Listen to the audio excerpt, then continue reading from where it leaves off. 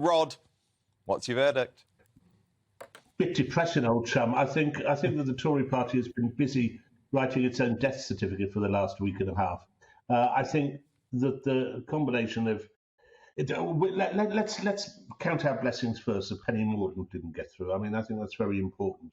I think it's always good if you're called the Conservative Party to have someone who's kind of a conservative somewhere at the top of it. But we're left with Liz and Rishi, and it seems almost certain, judging from the opinion polls, that we'll be left with Liz.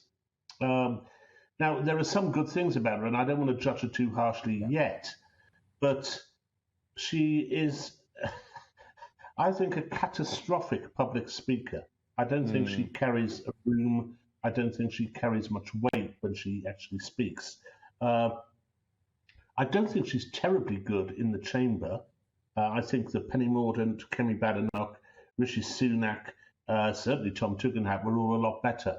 I think what's happened is that this process has been done far too quickly. I agree. Penny Mordaunt, yeah. Do you not agree, Dan? No, I completely agree. Because the thing is, it meant that someone like Kemi didn't have the chance to properly emerge. It was stacked in favour of the establishment candidates. I think it was far too short. And they were just doing it because they wanted to go off on holiday, which is just ridiculous. It is ridiculous. And I think, for me, the two most interesting candidates were Tom Tugendhat, who's probably from the left of the party, but a kind of with an original take on that position.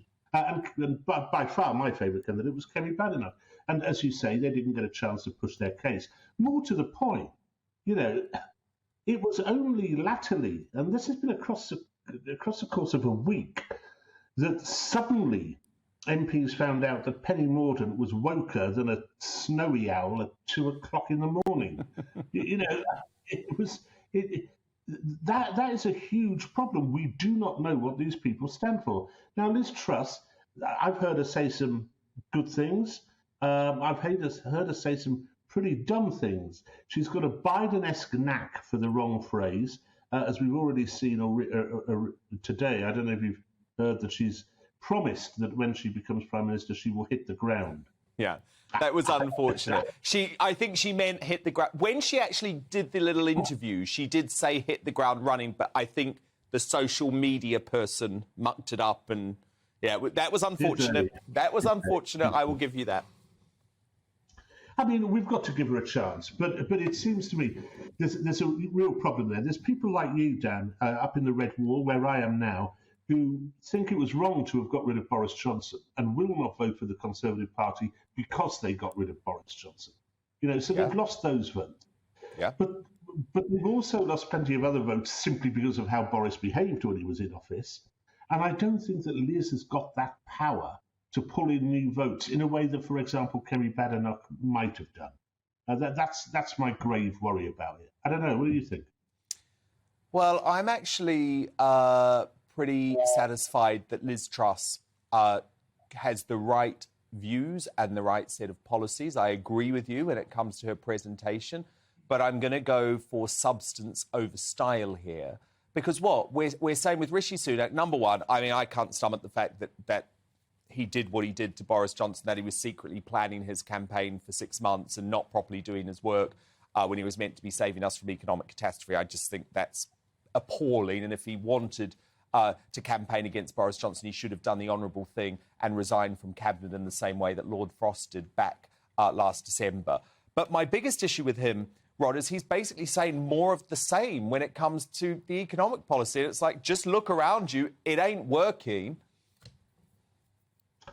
Possibly, though I think that Sunak is at least a competent performer and an intellect. I think he would have a kind of a battle then in the general election between two of the most boring people in humankind, which is Rishi versus Starmer.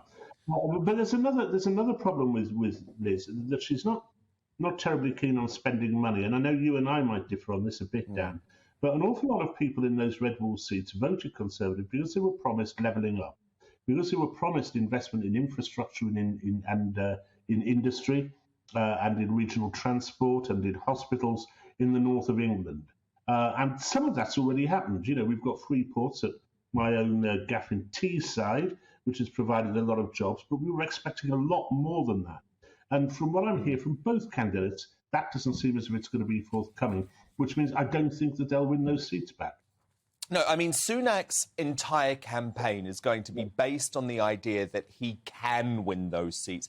And as a result, he can win the general election for the Tories when Liz Truss can't. But I'm sorry, I sign up to the Alison Pearson theory on this, which is in the Red Wall, people are just going to be turned off by Rishi Sunak's, it's overwhelming wealth, Rod. You know, it's wealth on a different level.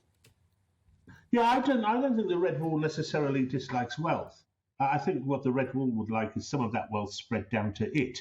You know, I think that's the problem which both Liz and Rishi will have, because I don't see either of them with their hands on their wallets, and you know that is what's needed to make this country a little bit more equal than it's been. But by the same token, the other thing which really did get the Red Wall seats going is the culture war and the nonsense, the rubbish we've had to put up with from people like Penny Mordaunt, for example, over the last 10 years.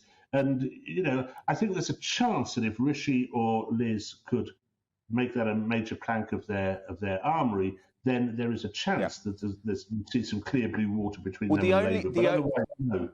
The only person who will do that out of those two is Truss. And Truss did a brilliant job as in the equalities beat in terms of protecting the rights of biological women. And I played the clip earlier, Rod. I don't know if you remember it, but when Sunak was asked by Julia Hartley-Brewer to define what a woman was, he refused. So I actually believe that with Sunak, we actually have someone a bit like Mordaunt who is woke. He doesn't want to tackle the culture war. I think less so than Mordaunt. I think all of these spineless, gutless tossers are abiding by shibboleths which they know are incorrect and which they find themselves ludicrous, but they are too spineless to say anything about them. So it's to Liz Truss's credit that she has, and it was obviously to Kemi Badenoch's immense credit that she made it an important part of her platform. Well, she's got to get a major role in the next administration, right? Whoever's prime minister, yeah. She's got to have one of those major offices of state. Yes, I think so, and I think Tugin had as well. I mean, I think he was very impressive. It was good to hear someone with a degree of intellect and a few fresh ideas. And I also tend to agree with him. I think he was a former soldier on the approach to Russia as well, and a certain hypocrisy which we've had towards Russia. So I think he was an original thinker and a good thing to hear. The rest of them, I think Mordaunt was catastrophic, even though she's clearly competent at the dispatch box.